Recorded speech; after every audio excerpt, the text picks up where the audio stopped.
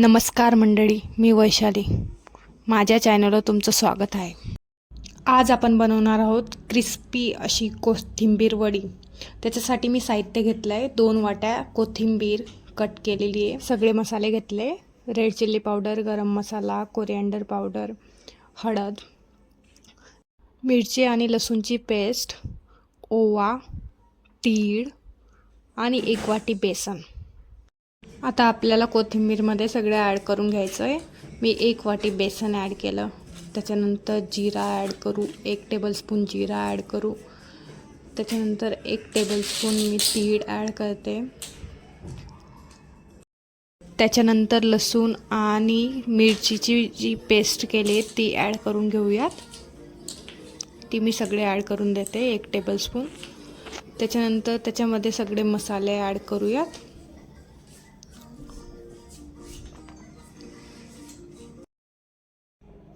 त्याच्यानंतर सगळं व्यवस्थित मिक्स करून घ्यायचं आहे. तर बघू शकता सगळं मिक्स झालेलं आहे.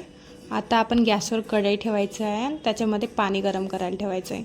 पाणी गरम झालं की त्याच्यावर जाळी ठेवायची आहे आणि थोडं तेल लावून घ्यायचं आहे आणि त्याच्यावर ते सगळं मिश्रण ठेवायचं आहे आणि त्याला 15 मिनटं वाफवून घ्यायचं आहे. सो व्यवस्थित ते शिजेल. तर बघू शकता 15 मिनटं झालेले आहे. आता आपण ओपन करूया. तर व्यवस्थित वाफलेलं आहे ते. आता आपण त्याला कट करून घेऊया.